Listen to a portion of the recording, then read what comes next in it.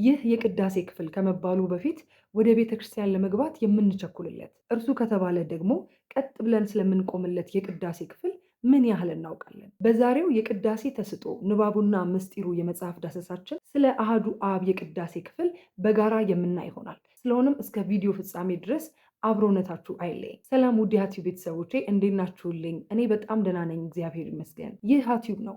በመንፈሳዊ ህይወታችን አብረን የምናድግበት መንፈሳዊ ቻናል ነው። የሁልጊዜም የሃቲዩብ ቤተሰብ የሆናችሁ ቪዲዮውን ስትጀምሩ ላይክ በማድረግ መጀመርና ለብዙ የእግዚአብሔር ቤተሰቦች እንዲዳረስ ሼር ማድረግ አትርሱ። ለዚህ መንፈሳዊ ቻናል አዲስ ከሆናችሁ ደግሞ የደውል ምልክቷን በመጫን የሃቲዩብ ቤተሰብ እንድትሆኑ እኔ እህታችሁ በፍቅር ጋብዛችኋለሁ። እንግዲህ ከረጅም ጊዜ ቆይታ በኋላ በመጽሐፍ ዳሰሳችን ተመልሰናል። እንደምታስታውሱት በመጋቢ ምስጢር ፍሬዋ ላይ የተጻፈውን የቅዳሴ ተስጦ ንባቡና ምስጢሩ የሚለውን መጽሐፍ እየዳሰስን ነበረ።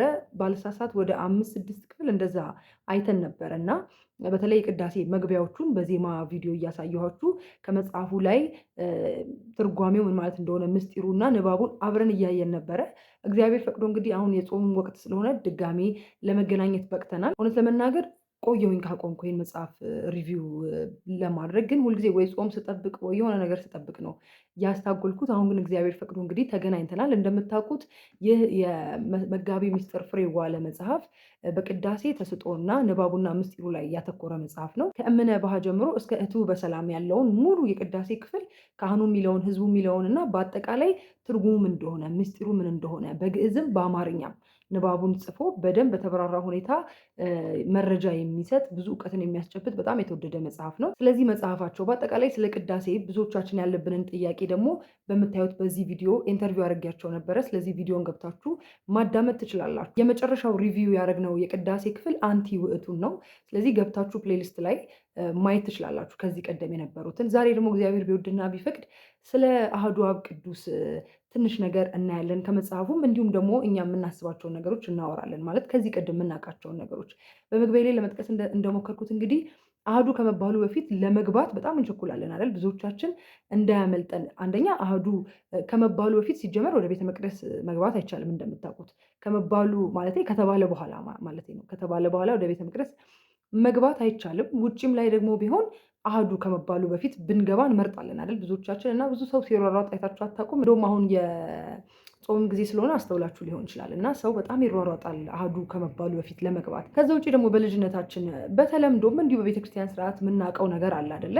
አሃዱ አብ ቅዱስ ሲባል መላእክት ይነጠፋሉ እና ሰው ከቆመበት መንቀሳቀስ የለበትም። ኢቭን እግሩን ካጠፈ እንኳን አሃዱ አብ ቅዱስ ተብሎ እስከሚጨረስ እግሩን አጥፎ መቆየት አለበት ተብለን አድገናል። እኔ እናቴ እንደዛ ትለኝ ነበርና መላእክት የሚነጠፉበት ሰዓት ነውና በጣም የተወደደ የተከበረ የቅዳሴ ክፍል ነውና መግቢያ ብቻ ሳይሆን በጣም ብዙ ሚስጥር የያዘ የቅዳሴ ክፍል ነው እና የሚገርም ግርማ አለው። ባይዘው አሃዱ አብ ቅዱስ ሲባል ጸጥታው፣ እርጋታው፣ የካህኑ ድምፅ የሆነ ማለት ወደሆነ ቦታ ነው ይዟችሁ የሚሄደው እና በጣም ደስ የሚል የቅዳሴ ክፍል ነው አሃዱ አብ ቅዱስ። እዚህ መጽሐፍ ላይ ደግሞ ምስጢሩ ምን እንደሆነ ምን ማለት እንደሆነ እያንዳንዱን በደንብ የምናይ ይሆናል። እንግዲህ ከዚህ ቀደም ይህን መጽሐፍ ሪቪው ስናደርግ እህታችን ቢታንያ የቅዳሴ ተስጦ የሰራችባቸው ቪዲዮዎች ነበሩ። እነሱን በመጠቀም ነበር የምንሰራው። ከዚህ በኋላም እንደዚህ አይነት ቪዲዮዎችን ለማካተት እንሞክራለን። ዛሬ ግን ያው አሃዱ አብ ቅዱስ የሚለው ካህኑ ስለሆነ ወደ ሚስጥሩ ቀጥታ እንገባለን ማለት ነው። ካህኑ እንግዲህ አሃዱ አብ ቅዱስ፣ አሃዱ ወልድ ቅዱስ፣ አሃዱ ውእቱ መንፈስ ቅዱስ ካለ በኋላ ህዝብ ደግሞ ወይም እኛ ምን እንላለን? በአማን አብ ቅዱስ፣ በአማን ወልድ ቅዱስ፣ በአማን ውእቱ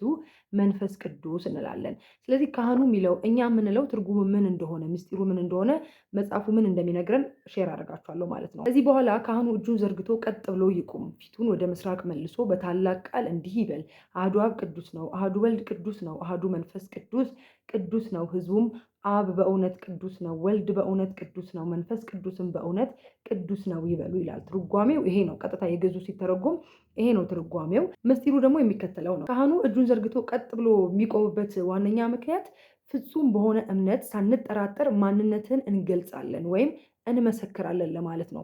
በነገራችን ላይ እዚህ ጋር ብዙዎቻችን የምንሳሳተው ከዚህ በፊትም ዲያቆን ዘላለም ታዬ ሲናገር ሰምቼዋለሁ እና ብዙዎቻችን አሃዱ ሲባል እጃችንን እንዘረጋለን። እውነት ለመናገር እጁን መዘርጋት ያለበት አሃዱ አብ ቅዱስ የሚለው ካህኑ ብቻ ነው። ሌሎቻችን እጃችንን ሳንዘረጋ ግን ቀጥ ብለን ልባችንን ወደ ሰማይ አቅንተን መቆም ነው እንጂ ያለብን እጅ የሚዘረጋው ካህኑ ብቻ ነው እንጂ እኛ አንዘረጋም ማለት ነው። ስለዚህ ካህኑ ቀጥ ብሎ የሚቆመው እጁን የሚዘረጋው በፍጹም እምነት የእግዚአብሔርን አምላክነት ለመመስከር እንደሆነ መጽሐፉ ይነግረናል። ህዝቡም ደግሞ በመቀጠል በእውነት በእውነት እያሉ ካህኑ የመሰከረውን የእግዚአብሔርን ማንነት ይመሰክራሉ። ልክ ካህኑ ሲል እውነት ነው እያሉ ህዝቡም ደግሞ አብረው ከካህኑ ጋር ይመሰክራሉ ማለት ነው። በዚህ ጊዜ በእግዚአብሔር አንድነትና ሶስትነት የሚያምኑ ምዕመናን ሁሉ ጸጥ ብለው ይቆማሉ። አንድነቱን ሶስትነቱን አምኖ መመስከር ነውና ይላል። ስለዚህ በአንድነቱ በሶስትነቱ የምናምን ክርስቲያኖች ሁሉ እውነት ነው እያልን የካህኑን ምስክርነት እኛም እንደግማለን ማለት ነው። ለምንድን ነው ለየብቻ አሐዱ አብ ቅዱስ፣ አሐዱ ወልድ ቅዱስ፣ አሐዱ ውእቱ መንፈስ ቅዱስ የሚለውን እዚህ ጋር ሲተነትን እንዲህ ይላል። አሐዱ አብ ቅዱስ ማለት አብ በስም በግብር በአካል ከወልድ ከመንፈስ ቅዱስ ልዩ ነው። እንደምታውቁት የሥላሴ አንድነትና ሶስትነትን ብዙዎቻችን ተምረናል እና ሶስትነታቸው እንደምታውቁት በስም በግብር በአካል ስለሆነ ለብቻው ልዩ ነው። አብም ልዩ ነው፣ ወልድም ልዩ ነው፣ መንፈስ ቅዱስም ልዩ ነው። ለዛ ነው ለየአንዳንዱ ቅዱስ ነው እያለ የሚሰጠው ማለት ነው። ከዚህ ውጭ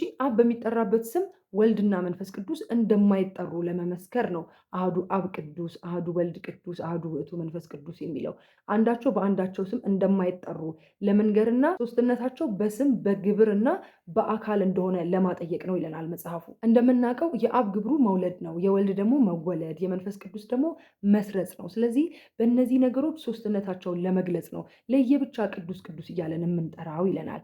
ልክ እንደዚሁ አሐዱ ወልድ ቅዱስ የምንለው በወልድ ስም ማን አይጠራም? አብም አይጠራም፣ መንፈስ ቅዱስም አይጠራም። በመንፈስ ቅዱስ ስምም የሚጠራው መንፈስ ቅዱስ ብቻ ነው።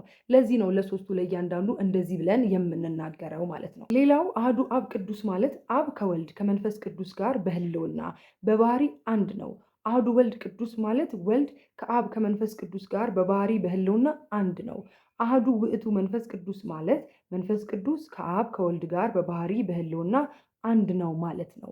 ይህንን ለመመስከር ነው ካህኑ ቀጥ ብሎ ቆሞ እጁን ዘርግቶ እንደዚህ የሚለው ማለት ነው። ከዚህ በመቀጠል መጽሐፉ ከመጽሐፍ ቅዱስ ማስረጃ በማጣቀስ አብ መውለዱን፣ ወልድ ደግሞ መወለዱን፣ መንፈስ ቅዱስ ደግሞ መስረጹን በመጽሐፍ ቅዱሳዊ ማስረጃዎች ያስቀምጣል። አብ ወልድን ስለመውለዱ ማስረጃዎች ልና 3 የመጽሐፍ ቅዱስ ጥቅሶችን ያነሳል። የመጀመሪያው ጥቅስ ከአጥቢያ ኮከብ አስቀድሞ ከሆድ ወለድኩ ማለት ከፍጥረታት አስቀድሞ በማይቆጠር ዘመን ወለድኩ የሚለው ነው። ሁለተኛው ማስረጃ ደግሞ እግዚአብሔር አለኝ አንተ ልጄ ነህ እኔ ዛሬ ወለድኩ የሚለው ነው። ሶስተኛው ማስረጃ ደግሞ እነሆ በሰማይ እንዲህ የሚል ቃል መጣ የምወደው ልጄ የወደድኩት እርሱ ነው ይላል እና እነዚህ 3ቱ አብ መውለዱን የሚያስረዱ ከመጽሐፍ ቅዱስ የተገኙ ማስረጃዎች ናቸው። ወልድ ደግሞ ከአብ ስለመወለዱ ማስረጃዎች ይልና ወደ 5 የሚሆኑ ጥቅሶችን ያነሳል። የመጀመሪያው ቀላያት ሳይፈጠሩ የውሃ ምንጮችም ሳይፈሱ ተራሮች ሳይመሰረቱ ከኮረብቶች በፊት ወለደኝ ይላል። ሁለተኛው አባቴ እስከዛሬ ይሰራል እኔም እሰራለሁ ይላል። ሶስተኛው ማስረጃ ከእግዚአብሔር እንደመጣው ስላመናችሁብኝ እርሱ ራሱ አብ ወዷችኋል፣ ከአብ ወጣው ወደ ዓለምም መጣው ይላል። ቀጣዩ ደግሞ ከአባቴ የሰማ ሁሉ ታምኖ ወደ እኔ ይመጣል ይላል። ስለሆነም እንዲህ እያለ አባቴ አባቴ በማለቱ የአብ ልጅነቱን መስክሯል። ለዚህም ወልድ ከአብ ተወለደ ተባለ ይላል።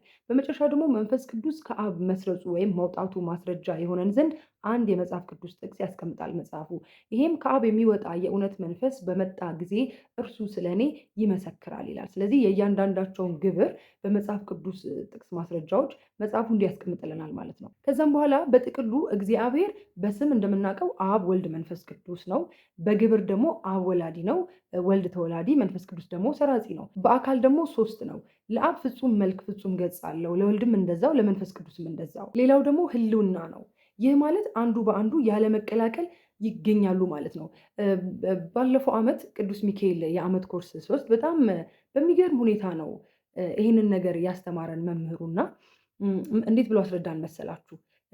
አሁን ለምሳሌ እዚህ ክፍል ውስጥ አለ ብርሃን አለ፣ ሙቀት አለ፣ ነፋስ አለ ማለት ሶስቱም እንዲገኙ አንዱ የግዴታ ቦታ መልቀቅ የለበትም። ሶስቱም ኤግዚስት ያደርጋሉ፣ ሴም ታይም ኤግዚስት ያደርጋሉ እና አንዱ ከአንዱ ጋር አይቀላቀልም። አንዱ እንዲኖር አንዱ የግዴታ ከዛ መውጣት የለበትም እና የአብ የወልድ የመንፈስ ቅዱስን በባህሪ አንድነትና ያለመቀላቀል ያስረዳበት መንገድ ይሄ ነበርና በጣም የሚገርም ሁኔታ ነው ያስረዳው። ሌላው ደግሞ ባህሪ ነው። ባህሪ ማለት ማንነት ማለት ነው። አብ ልብ ይባላል፣ ወልድ ቃል ይባላል፣ መንፈስ ቅዱስ ደግሞ እስትንፋስ ወይም ደግሞ ህይወት ይባላል ይለናል መጽሐፉ። ይሄ ማለት ለምሳሌ በአንድ ሰው ውስጥ ልብ አለ፣ ቃል አለ፣ ህይወት ወይም እስትንፋስ አለው አይደል? አንድ ሰው ግን ያ ሰው 3 አይባልም 1 ነው እንጂ። ስለዛ ልክ እንደዛ በአካል ሶስት ቢሆኑም በባህሪያቸው ግን አንድ እንደሆኑ በደንብ ያስረዳል መጽሐፉ። ስለዚህ ነገር እንግዲህ ሚስጥረ ስላሴን ተምራችሁ የምታውቁ ሰዎች በደንብ ትረዱታላችሁ። ስለ ስላሴ አንድነትና ሶስትነት እዛ ላይ በጣም በብዙ መንገድ ነው እየተማርነው እና ይህም መጽሐፍ አሐዱ አብ ቅዱስ አሐዱ ወልድ ቅዱስ አሐዱ ውእቱ መንፈስ ቅዱስ የቅዳሴ ክፍልን ከዚህ ጋር በማያያዝ ነው በጣም ሰፊ ትንተና የሚሰጠው። ስለሆነም ቤተክርስቲያናችንም ይህንን ምስክርነት ይህንን የአምላክ አንድነትና ሶስትነት ምስክርነትን ከሁሉ በፊት ነው የምትለው። ማለት እምነታችንን መስክረን ነው ቅዳሴ የምንጀምረው። ለዛ ነው አሐዱ አብ ቅዱስ በጣም ትልቅ ስፍራና ቦታ የሚሰጠው። በጸጥታ በተመስጦ በፍርሃት የምንቆምለት ለዚህ ነው። ምክንያቱም የእግዚአብሔር የአምላክነቱ ነገር የሚነገርበት የሶስትነቱ የአንድነቱ ነገር የሚነገርበት ስለሆነ በጣም ትልቅ ቦታ ይሰጠዋል። መጽሐፉም ይሄ ነገር በጣም በስፋት ያብራራዋል ማለት ነው። ይህ አሐዱ አብ ቅዱስ ካለቀ በኋላ ካህኑ ሰብህዎ ለእግዚአብሔር ኩልክሙ አሕዛብ ይላል። ከዛኛም ተቀብለን ወይሴብሖ ኩሎሙ ሕዝብ እንላለን። በመቀጠል ካህኑ እስመ ጽንዓት ምህረቱ ላዕሌነ ይላል። ቀጥሎ ሕዝብ ተቀብሎ ጽድቁሰ ለእግዚአብሔር ይሄሉ ለዓለም ይላል። በመጨረሻ ካህኑ ስብሐት ለአብ ለወልድ ለመንፈስ ቅዱስ ይዜኒ ወዘንፈኒ ለዓለም ዓለም አሜን ሃሌሉያ ይላል። ከዛ እኛም ከማሁ ማለት ልክ ካህኑ ያለውን ደግሞ እኛም መልሰን እንደግማለን።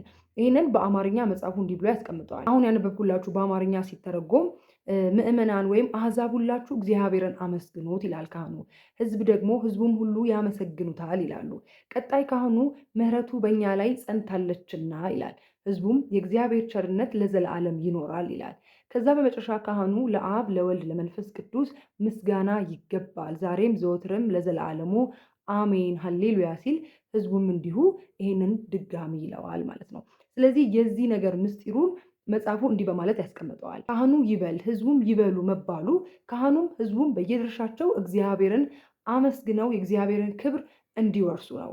ይህ ከላይ ካህኑም ሕዝቡም እየተቀባበሉ የሚሉት ንባብ ቀጥታ ከመዝሙር 116 የተወሰደ ሲሆን ምስጢሩ ከልጅ ልጅህ ተወልጄ አድንሃለሁ ብሎ ለአዳም የገባለትን ቃል ኪዳን የፈጸመ ቸርነቱ ለዘላለም በሰው ልጅ ላይ ጸንቶ የሚኖር የቸርነት አምላክ መሆኑን የሚገልጽ ምስጋና ነው። እግዚአብሔር መሐሪና ይቅር ባይ ነው፣ ከቁጣ የራቀ ምሕረቱ የበዛ ጻድቅ እውነተኛ ነው ይላል መዝሙር 102 ላይ ከቁጥር 8 እንደሚነግረን ማለት ነው። መጨረሻ ላይ ሃሌሉያ አይደለም የምንለው።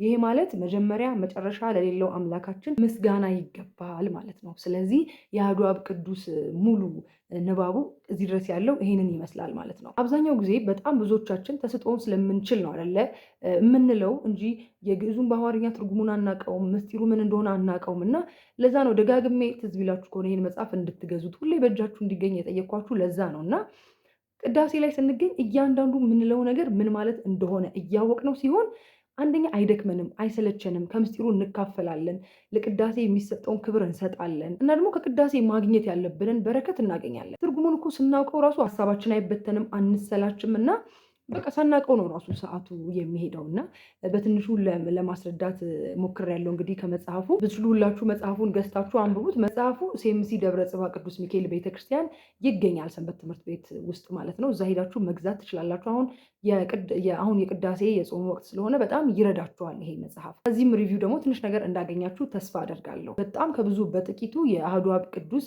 ንባቡ ምስጢሩ ይህንን ይመስላል። እግዚአብሔር በረዳን መጠን በሚቀጥለው ደግሞ የቀጣዩን የቅዳሴ ክፍል የምናይ ይሆናል። እንደምታውቁት እንግዲህ ሀብለን ቱቶሪያልስ ከዚህ ቀደምም እንዴት እንደተጀመረ አገልግሎቱ ምን እንደሆነ ከዚህ ቀደም ቪዲዮ ሰርቼላችሁ ነበረ። ከዚ ውጭ ደግሞ በሁሉም ቪዲዮቼ ይሄ መልእክት ላልደረሳችሁ ወላጆች መልእክቱ እንዲደርሳችሁ አናውንስ እያደረግኩኝ እገኛለሁ። እንግዲህ ሀብለን ቱቶሪያልስ ከ5 እስከ 10 እድሜ ክልል ውስጥ ያሉ ልጆችን በተለያየ ምክንያት ቤተክርስቲያን ሄደው እንዲማሩ የማይመቻችላቸው ከሆነ በቤተክርስቲያን ስርዓትና ደንብ ባደጉ የቤተክርስቲያንን ስርዓት በሚያውቁ ትምህርቱን በሚያውቁ ሴት ሰንበት ተማሪዎቻችን ልጆቻችሁ የትም ሳይሄዱ ባሉበት መተን ይህንን ዓለማዊና መንፈሳዊ ጥናት እያስጠናን እንደሆነ በድጋሚ ላሳስባችሁ ወዳለሁ። በነገራችን ላይ ይሄ ነገር ክረምት ብቻ የሚቀጥል አይደለም። እንደውም በዋነኝነት እኛ የምናስበው በጋ ላይ ነው። ምክንያቱም በጋ ላይ ልጆች በዓለማዊ ነገር በጣም ቢዚ ስለሚሆኑ ያለቻቸውን ትንሽዬ ጊዜ ለመንፈሳዊ ነገር ጊዜ እንዲሰጡ በማሰብ እስከ በጋም የሚቀጥል እንደሆነ ልናሳስባችሁ እንወዳለን። ከእናንተ የሚጠበቀው ዲስክሪፕሽን ላይ በማስቀምጥላችሁ ስልክ እየደወላችሁ ልጆቻችሁን ማስመዝገብ ብቻ ነው።